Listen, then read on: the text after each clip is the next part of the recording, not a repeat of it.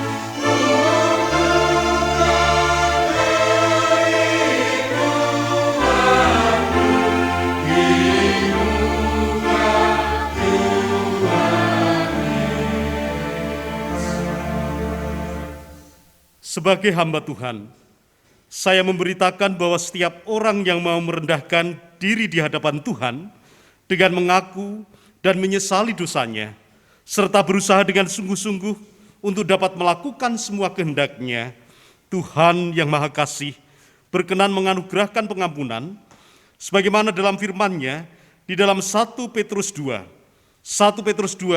ayat 24 sampai dengan ayat yang ke-25. Ia sendiri telah memikul dosa kita di dalam tubuhnya di kayu salib, supaya kita yang telah mati terhadap dosa, hidup untuk kebenaran. Oleh bilur-bilurnya kamu telah sembuh, sebab dahulu kamu sesat seperti domba, tetapi sekarang kamu telah kembali kepada gembala dan pemelihara jiwamu. Demikianlah sabda Tuhan. Syukur kepada Allah. Amin. Jemaat yang terkasih di dalam Tuhan Yesus Kristus, mari kita berikan persembahan untuk Tuhan. Sebelum kita memberikan persembahan untuk Tuhan, saya akan membacakan ayat dasar persembahan. Ayat dasar diambil dari Mazmur 96 ayat 8 sampai 9. Beginilah firman Tuhan, berilah kepada Tuhan kemuliaan namanya, bawalah persembahan dan masuklah ke pelatarannya. Sujudlah menyembah kepada Tuhan dengan habiskan kekudusan. Gemetarlah di hadapannya, hai segenap bumi.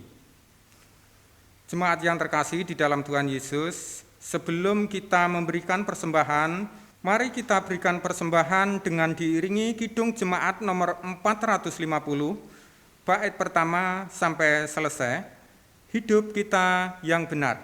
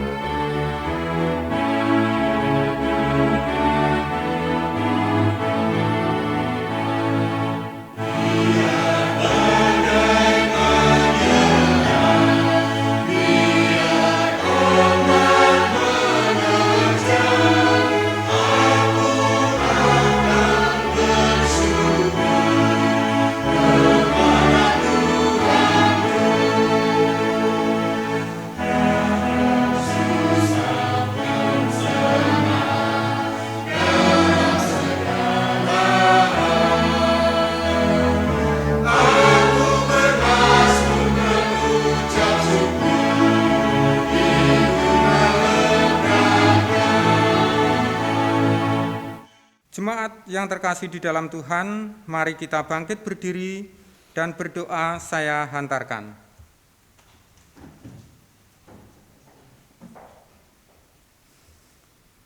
Allah Bapa kami yang di surga, yang kami kenal dan kami sembah di dalam nama Tuhan Yesus Kristus.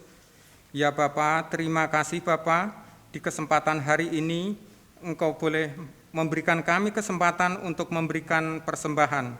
Ya Tuhan, berkati persembahan ini agar bisa dipakai untuk pelayanan di tempat ini.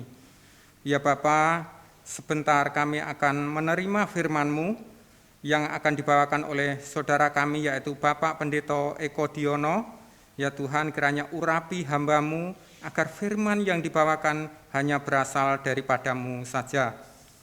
Ya Tuhan, kami orang berdosa, ampuni dosa dan kesalahan kami agar kami layak di hadapan-Mu. Ya Tuhan, kami serahkan ibadah ini dari awal pertengahan hingga akhir dalam pimpinan-Mu. Di dalam nama Yesus, Juru Selamat kami yang hidup, kami berdoa. Haleluya.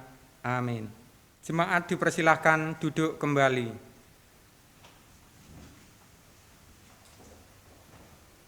Salam, selamat pagi jemaat yang terkasih di dalam Tuhan Yesus Kristus. Bagaimana kabarnya?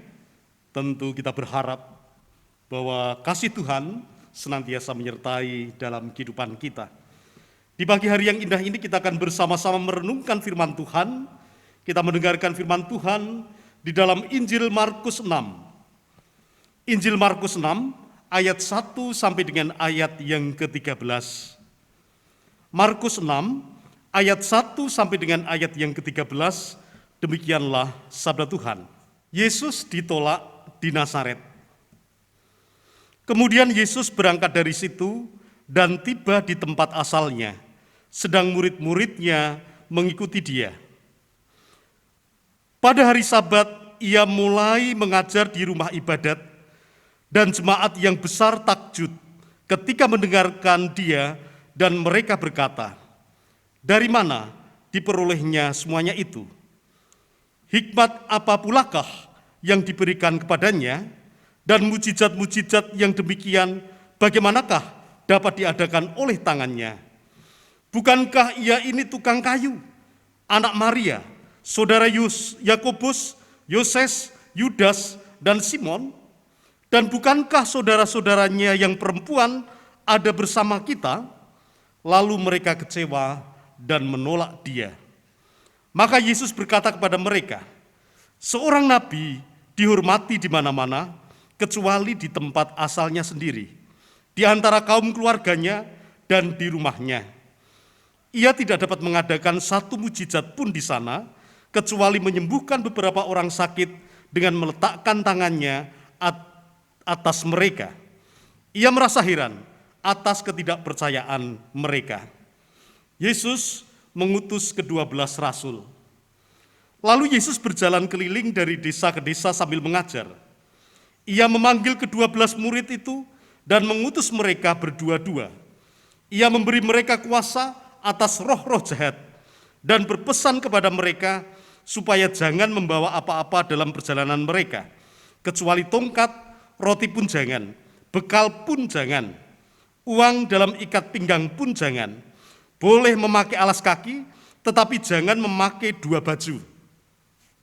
Katanya selanjutnya kepada mereka, "Kalau di suatu tempat kamu sudah diterima dalam suatu rumah, tinggallah di situ sambil kamu berangkat dari tempat itu.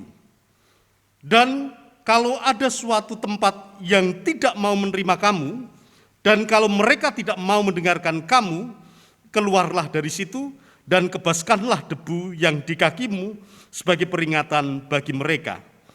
Lalu pergilah mereka memberitakan bahwa orang harus bertobat, dan mereka mengusir banyak setan dan mengoles banyak orang sakit dengan minyak dan menyembuhkan mereka." Demikianlah firman Tuhan yang berbahagia. Ialah kita semua yang mendengarkan firman Tuhan dan yang memeliharanya dengan setia. Haleluya. Amin. Jemaat terkasih dalam Tuhan Yesus, pagi hari ini dikuatkan dalam kelemahan. Ini adalah tema ibadah dan tema khotbah kita pada saat ini.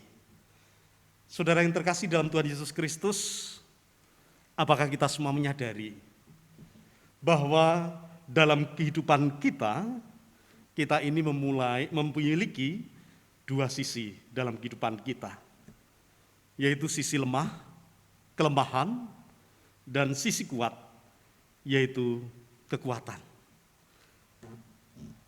Kalau ada pertanyaan, kita memiliki kelemahan dan kekuatan, tetapi mana yang lebih kita tonjolkan? Kelemahan atau kekuatan yang ada dalam diri kita? Orang akan lebih senang membicarakan kekuatannya daripada kelemahannya. Bahkan cenderung banyak sekali orang ini hanya menunjukkan kekuatannya. Saudaraku yang terkasih, jika seseorang menonjolkan sisi kuatnya dengan menutupi sisi kelemahannya, maka tanpa disadari kita ini akan menjadi orang yang angkuh, orang yang sombong. Namun sebaliknya, jika seorang hanya menunjukkan sisi lemahnya dan tidak mau mengakui kekuatannya, maka ia akan menjadi pribadi yang mudah mengeluh, mudah kecil hati. Jemaat yang terkasih di dalam Tuhan Yesus Kristus, tetapi kenyataan dalam kehidupan kita, sering manusia ini hanya menonjolkan apa yang menjadi kekuatannya. Jarang kita membicarakan tentang kelemahan kita, bahkan malah kelemahan kita ini justru kadang kita tutup-tutupi. Di Amerika Serikat ada dua jenis penghargaan yang diberikan kepada insan perfilman.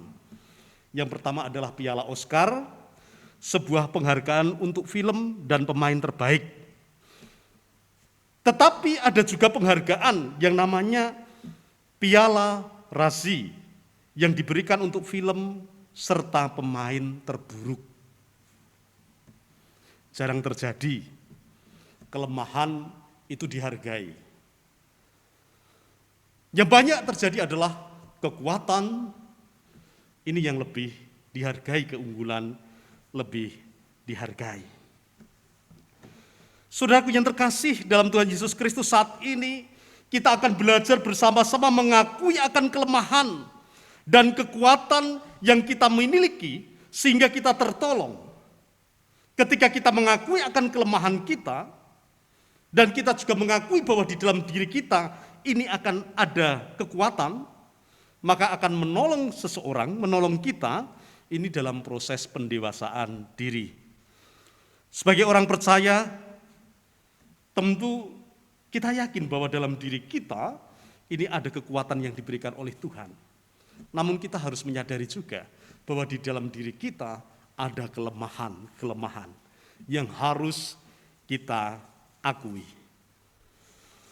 Jemaat yang terkasih dalam Tuhan Yesus Kristus, keterbatasan akan kemampuan diri sebenarnya bukanlah penghalang bagi orang percaya dalam menanggapi tugas perutusan, dalam menjalani kehidupan ini.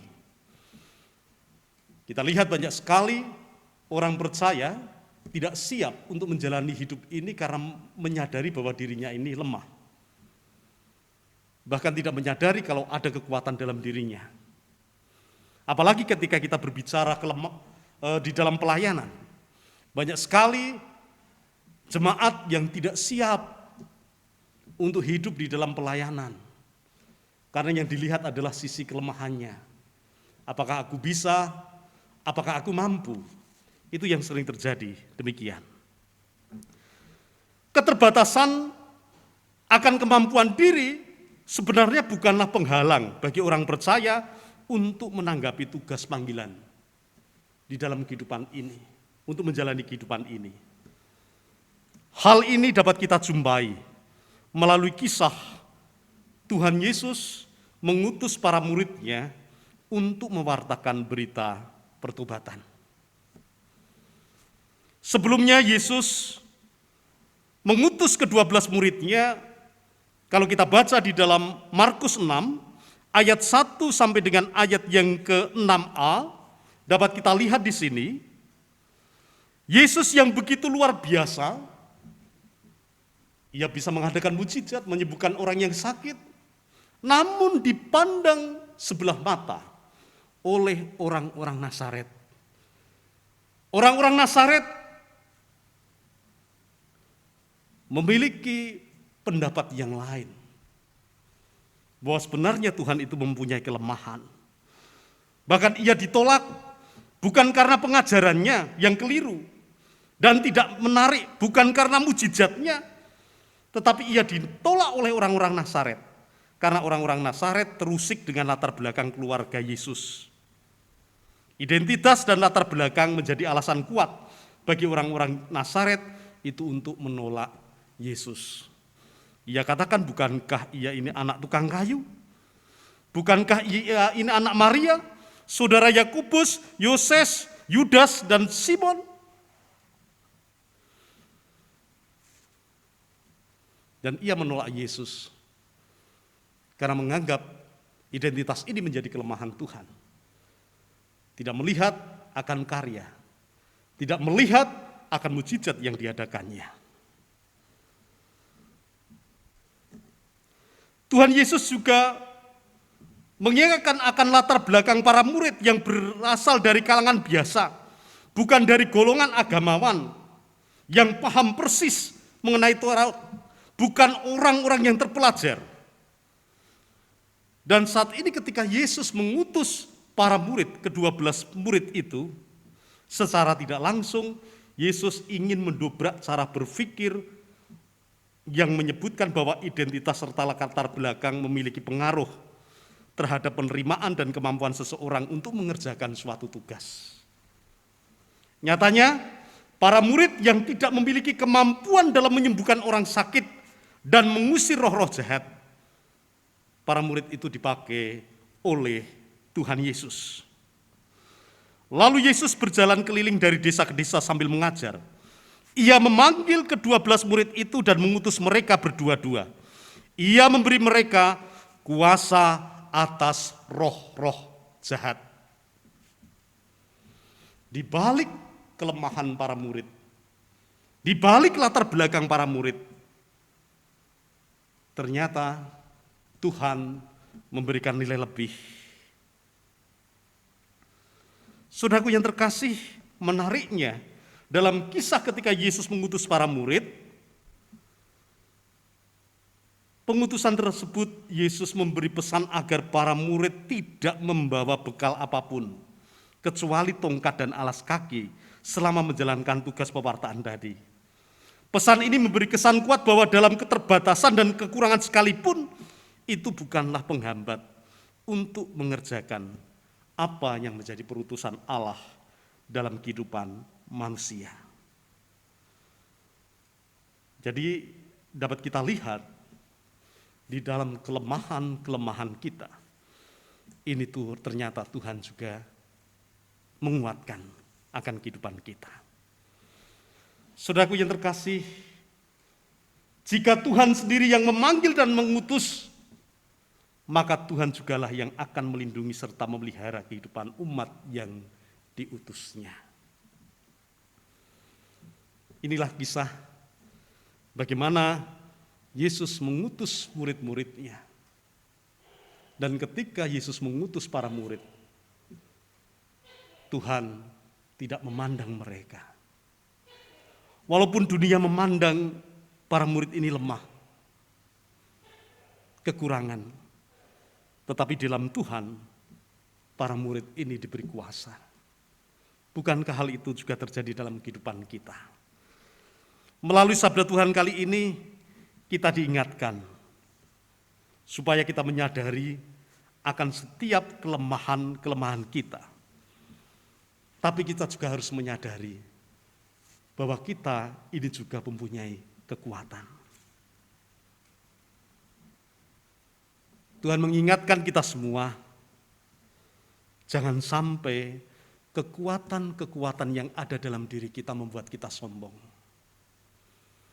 Tapi pakailah kekuatan-kekuatan kita ini, apapun yang kita miliki, itu untuk kemuliaan Tuhan. Dan kita juga diingatkan, kita untuk mengakui kelemahan-kelemahan dalam kehidupan kita. Tapi bukan berarti dengan menyadari kelemahan kita, membuat kita terus tidak mampu melakukan apa-apa. Tidak. Kita ingat, di dalam kelemahan kita, sebetulnya Tuhan terus berkarya. Ya, Tuhan yang memampukan kita, manusia-manusia yang lemah, untuk senantiasa memenuhi akan panggilannya. Saudaraku yang terkasih, di dalam pergumulan-pergumulan yang saat ini kita hadapi, dengan adanya pandemi yang terus kita rasakan, ini juga mengingatkan bagi kita bahwa manusia mempunyai kelemahan.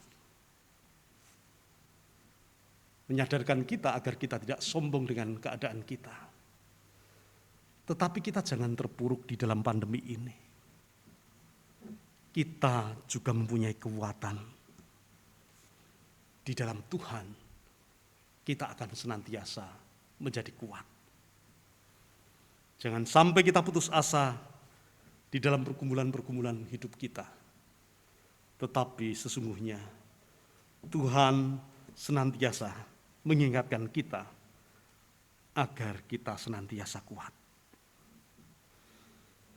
Seperti dalam Pemazmur mengatakan, sesungguhnya inilah Allah. Allah kitalah Dia seterusnya. Dan untuk selamanya Dialah yang memimpin kita. Tuhan memberkati kita semuanya. Amin. Mari kita masuk saat hening sejenak.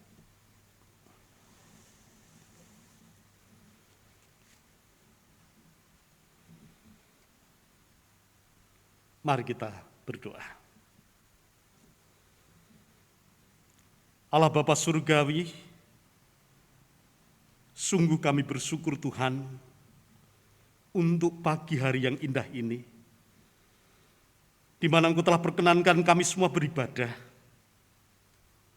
Walaupun kami beribadah di tempat kami masing-masing, tetapi saat ini kami merasakan akan jamahan kasih-Mu, akan jamahan berkat-Mu dalam kehidupan kami Tuhan. Engkau memberkati ibadah kami. Engkau memberkati kami melalui firman-Mu, agar kami senantiasa menyadari akan kelemahan kami, dan kami menyadari akan kekuatan yang ada di dalam diri kami. Engkau mengajari dengan kekuatan yang ada, tidak akan menjadikan kami sombong, dengan kelemahan yang ada, tidak menjadikan kami terpuruk, tapi kami menyadari bahwa Engkau senantiasa bersama-sama dengan kami. Terima kasih Tuhan, banyak pergumulan-pergumulan dalam kehidupan kami. Kami tahu bahwa Engkau senantiasa ada bersama-sama dengan kami. Saat ini Tuhan perkenankan kami berdoa untuk kehidupan jemaat-Mu. Jemaat-Mu yang saat ini menderita sakit, siapapun mereka, demikian juga siapapun mereka yang saat ini menderita sakit, apapun sakit penyakit yang diderita. Saat ini kami berdoa bersama-sama. Engkau jamah mereka satu persatu. Engkau sembuhkan mereka satu persatu Tuhan. Di dalam nama Tuhan Yesus Kristus, ada kekuatan, ada kesembuhan. Yang ditimpa kemalangan kesusahan, Engkau hibur mereka satu persatu. Yang ditimpa kekurangan, kiranya Engkau cukupkan mereka satu persatu. Saat ini Tuhan kami berdoa untuk kehidupan jemaat Tuhan di mana saja berada. Engkau memberkati para pelayan-pelayan yang ada, memberkati gereja-gereja, sehingga gereja mampu untuk senantiasa menjadi berkat bagi orang lain, bagi sesama.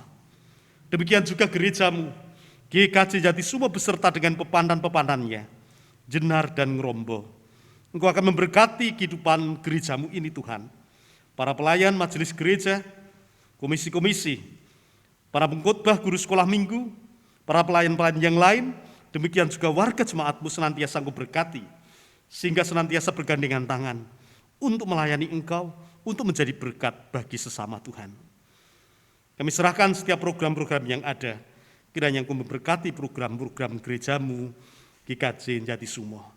Warga jemaat-Mu senantiasa Engkau berkati, Engkau jauhkan dari segala malapetaka, bahaya, rintangan, sakit, penyakit, dan dapat menjalani kehidupan ini, dan dapat menjadi berkat bagi orang lain. Bangsa dan negara kami senantiasa kami doakan. Walaupun kami masih masuk dalam masa pandemi, masa-masa yang sulit bagi kami semua, tapi kami percaya Engkau memberkati pemerintahan yang ada. Engkau memberkati masyarakat bangsa dan negara kami, sehingga nanti masyarakat bangsa dan negara kami senantiasa akan menemukan kedamaian, kerukunan, kesejahteraan dalam hidup ini Tuhan. Berkatilah kami, masyarakat bangsa dan negara kami. Terkhusus ketika kami harus menghadapi pandemi yang belum kami ketahui kapan akan berkesudahan. Tetapi kami yakin bahwa Engkau mempunyai rencana yang baik bagi dunia ini. Engkau mempunyai rencana baik bagi bangsa dan negara kami Tuhan. Tuhan, saat ini kami menyerahkan akan setiap pergumulan-pergumulan kami. Engkau memberkati apa yang menjadi pergumulan-pergumulan kami. Walaupun tidak bisa kami ungkapkan satu persatu, Engkau mengetahui akan setiap kebutuhan kehidupan kami Tuhan. Kami akan menyudahi ibadah kami saat ini, bersyukur untuk segala sesuatu dan ampunkanlah segala dosa kami, terkhusus dalam ibadah ini, bila terselip dosa kesalahan yang kami lakukan. Dan saat ini kami berdoa dengan doa yang kuajarkan bagi kami semua, doa Bapa kami. Bapa kami yang di surga, dikuduskanlah namamu. Datanglah kerajaan-Mu, jadilah kehendak-Mu di bumi seperti di surga. Berikanlah kami pada hari ini makanan kami yang secukupnya, dan ampunilah kami akan kesalahan kami, seperti kami juga mengampuni orang yang bersalah kepada kami. Dan janganlah membawa kami dalam pencobaan, tetapi lepaskanlah kami daripada yang jahat, karena Engkaulah yang mempunyai kerajaan dan kuasa dan kemuliaan sampai selama-lamanya. Amin. Jemaat yang terkasih di dalam Tuhan, dengan berdiri, mari kita akan tutup ibadah kita pada pagi hari ini dengan pujian. Kita memuji nama Tuhan dari Kidung Jemaat 453. Kidung Jemaat 453, kita pujikan bait yang pertama dan yang kedua. Yesus, kawan sejati.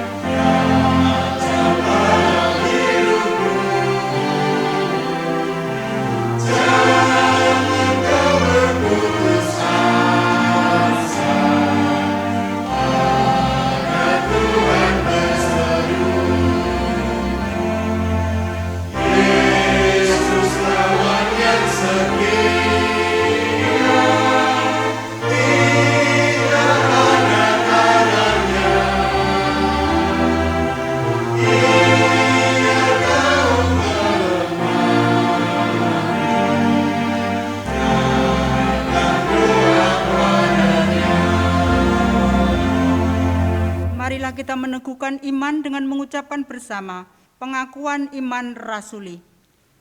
Aku percaya kepada Allah Bapa yang Maha Kuasa, Khalik langit dan bumi, dan kepada Yesus Kristus anaknya yang tunggal Tuhan kita, yang dikandung daripada Roh Kudus, lahir dari anak darah Maria, yang menderita di bawah pemerintahan Pontius Pilatus, disalibkan, mati dan dikuburkan, turun ke dalam kerajaan maut.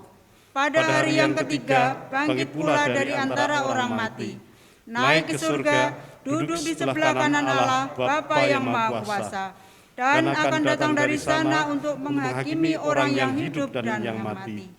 Aku percaya kepada Roh Kudus, gereja yang kudus dan am, persekutuan orang kudus, pengampunan dosa, kebangkitan daging, dan hidup yang kekal. Pulanglah dengan damai sejahtera dari Allah, dan lakukanlah firman Tuhan, serta saat ini terimalah berkat-Nya.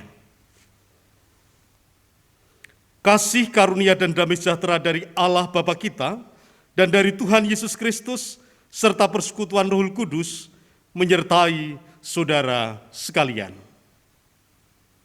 Amin.